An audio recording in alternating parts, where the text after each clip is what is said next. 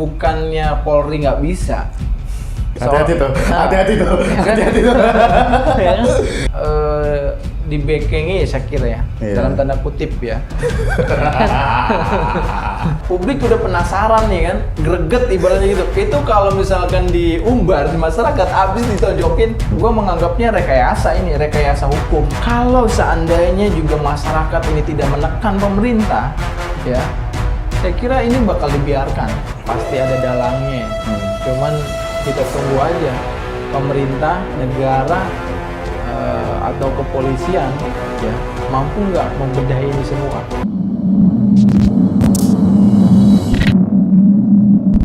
Assalamualaikum warahmatullahi wabarakatuh. Selamat datang di channel Down to Earth ID. Jadi masih bersama dengan gue dan Bang Kamal nih. Ini gue ingin membahas juga yang lagi viral saat ini, kasusnya Novel Baswedan, Bang.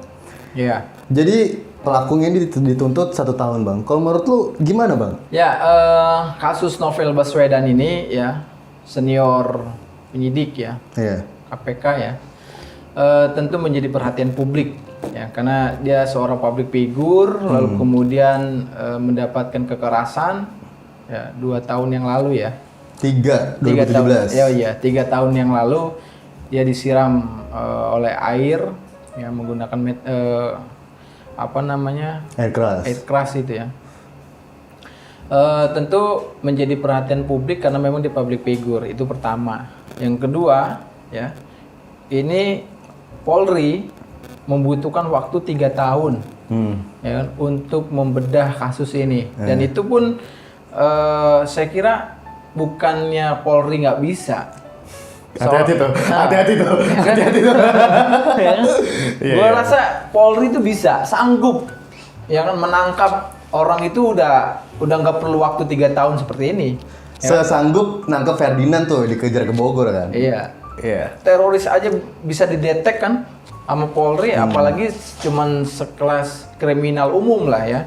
Gitu. Cuman kan ini dibekengi saya kira ya, dalam tanda kutip ya.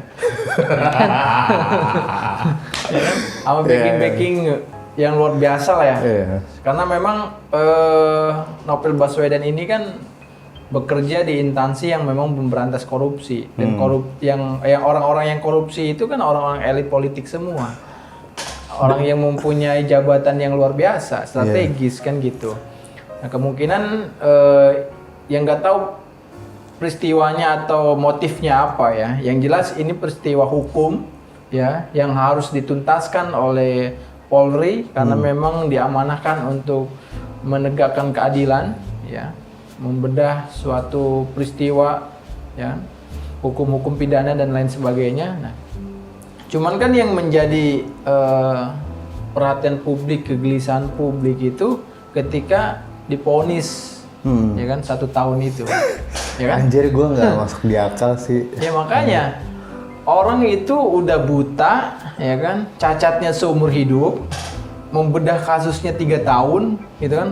Publik udah penasaran nih kan, greget ibaratnya gitu. Itu kalau misalkan diumbar di masyarakat, abis ditonjokin ya kan, digebukin itu semua karena memang orang kok kejem banget gitu.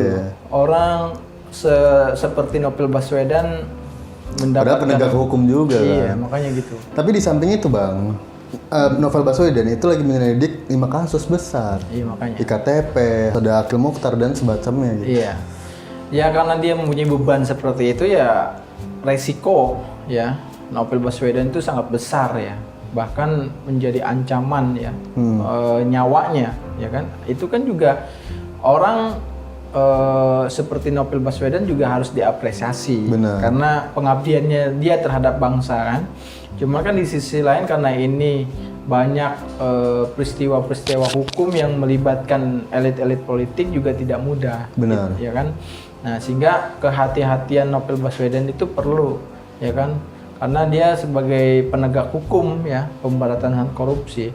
Nah, maksud gue ini, kita ini peduli terhadap Novel Baswedan atas dasar kemanusiaan dan keadilan di bangsa Indonesia ini, ya kan? Karena itu menjadi falsafah itu sendiri dari bangsa Indonesia. Nafas Indonesia ini tercermin dalam sila-sila Pancasila itu, salah satunya ya keadilan sosial. ya. Keadilan sosial di mana letaknya? Kalau peristiwa Novel Baswedan seperti ini saja ya kan, sangat-sangat dirugikan, gitu kan, sehingga negara kalah, ya kan, negara kita ini kalah dengan peristiwa itu, ya kan? Dengan proses penegakan hukum yang panjang, berbelit-belit sampai pergantian Kapolri, ini baru diponis dan ponisnya itu cuma 1 tahun, ya kan, tidak sebanding dengan yang dialami oleh Novel Baswedan. Seperti cacat seumur hidup, ya kan, matanya sampai rabun, bahkan hampir buta ya. Udah buta sekarang. 100%. Nah makanya tidak seimbang dengan jatuhan hukum. Ini kan kejahatan yang luar biasa. Saya kira ini bukan atas dasar kesengajaan, ya, yang sebagaimana disampaikan oleh jaksa, ya kan, atas tidak ada unsur ketidaksengajaan. Gimana tidak ada kesengajaan, ya kan? Ini terkonsep loh, ya kan? Tersistematis dan direncanakan. Harusnya lebih dahsyat hukumannya gitu, ya kan? Saya greget terus terang karena peristiwa ini hal kemanusiaan gitu loh. Orang dibuat buta, dicacat seumur hidup, gitu. Padahal dia sedang mengabdi, ya kan? Dalam hal penegakan hukum, memberantas korupsi, itu kan penyakit negara. Dan yang gue bingungin Bang ya, jadi orang yang ingin membela kebenaran lalu penegak hukum pun dituntut seperti ini gitu. Gimana rakyat yang kecil? Makanya. Jadi apakah memang keadilan ini hanya untuk penegak hukum dan kerabat-kerabat ya gitu? Ya memang salah satu filsuf ya hukum itu di Amerika mengatakan bahwa hukum itu menjadi rekayasa. Ya, mungkin inilah itu ucapan demikian atau teori yang merujukan kepada filsuf tersebut itu terjadi memang.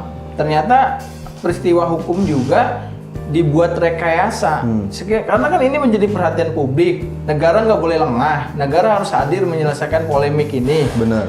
Sehingga dibuatlah ya kan rekayasa. Gue menganggapnya rekayasa hukum. Karena kenapa? Dari mulai awal Polri menegakkan hukum, dia mencari data, informasi, bahkan banyak tekanan dari publik untuk mencari tim fakta Novel Baswedan, ya kan, sampai Jokowi akhirnya memutuskan untuk membuat tim, ya, yang sudah lama alot itu, akhirnya dibuat tim. Cuman kebanyakan isi-isi dari tim fakta itu dari kepolisian. Ya kan? Nah, kalau kita runtutin peristiwa ini kan dari mulai penyiraman sampai sekarang itu kan penuh kejanggalan-kejanggalan. Kalau seandainya juga masyarakat ini tidak menekan pemerintah, ya, saya kira ini bakal dibiarkan, ya kan? Bahkan maksudnya lebih lama di prosesnya gitu. Bahkan untuk menemukan pelakunya aja bisa bertahun-tahun, bisa jadi. Tapi karena ini udah menjadi perhatian publik, ya, di situ juga hadir penekanan dari publik, sehingga pemerintah juga bergegas melalui instansi kepolisian, sehingga ini menjadi rekayasa sosial dan menjadi peristiwa hukum yang direkayasa. Ya, kalau kita melihat pemberitaan misalkan pengakuan dari pelaku ya ketika ditangkap, dia kan berkomentar bahwa ini punya dendam, gua dendam sama Novel dan segala macamnya, itu dikemukakan di media. Ya kan? Tapi kalau kita melihat fakta persidangannya, ada unsur tidak kesengajaan. Loh, ya kan? Ini lucu gitu loh. Ini lucu.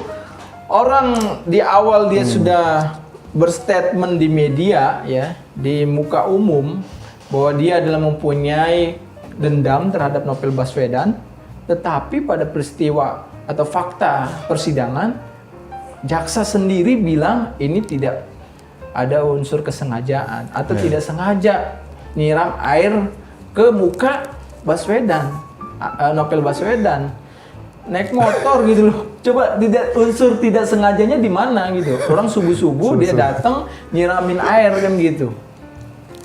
Ya inilah di luar nalar ya, di luar logika yang pada umumnya gitu. Maksudnya ini betul-betul menjadi peristiwa yang memukul kehukuman ya, memukul hukum di Indonesia, keadilan di Indonesia.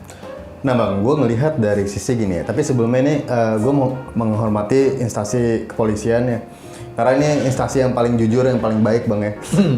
Gue gak ada lihat apa-apa tuh. Iya. Tapi gue pengen ngelihat dari ini kan 2 pelaku polisi bang ya. Iya. Yang sudah mengabdi 10 tahun lamanya. Iya. Dan at least tuh udah bisa dibilang seorang yang profesional. Iya. Masa tidak tahu gitu tugas polisi yang seharusnya mengayomi masyarakatnya, menegakkan hukum juga. Iya. Nah ini dia yang melakukan hal itu. Menurut gua ini tuh tidak masuk di akal bang. Iya. Nah menurut gua juga ini pasti ada pelaku di belakangnya, Iya. otaknya. Ini cuman apa ya? Iya. Cuman bonekanya lah gitu. Iya. Kalau sepenglihatan lu ada nggak? Ya, kalau ngelihat secara kritis peristiwa ini ya saya kira pasti ada dalangnya. Cuman kita tunggu aja pemerintah, negara atau kepolisian ya mampu nggak membedahi ini semua sampai ke akar-akarnya. Itu kan menjadi tantangan negara juga saya kira. Coba nanti teman-teman juga komentar atau mampu nggak kan? Iya, persoalan peristiwa ini ya. Iya. 2 orang pelakunya, ya kan, dia katanya mempunyai dendam, tapi dalam peristiwa persidangan, ya kan, dia ada unsur ketidaksengajaan. Ini kan udah menjadi rekayasa lah.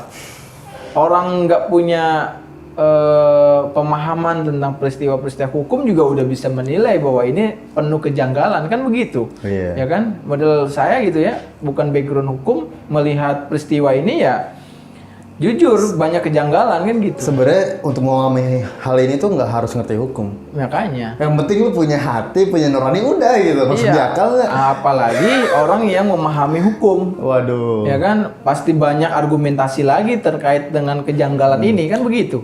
Dan sebenarnya bang ya, ini udah mulai kelihatan kan dari jejak digital ya jaksa yang sekarang udah jadi perbincangan hangat banget. Fredrik itulah. Terus ada foto sama istrinya atau ceweknya gitu. Wah kata gue, ini tuh udah mulai bongkar. Iya. Jadi memang orang yang akan berbuat jahat itu akan tercium juga. Tinggal tunggu waktunya aja ini. Ya makanya harus hati-hati ya. Apalagi udah menyita perhatian publik ya.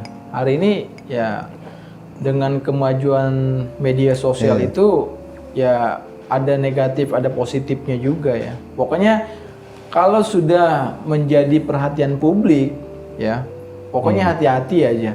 Jangan sampai salah langkah, jangan sampai salah berperilaku, ya akhirnya semua citra ya atau peristiwa-peristiwanya akan termuak semua, terbuka secara gamblang di muka publik. Apalagi dengan kemajuan teknologi itu, semua orang bisa mengakses kan begitu.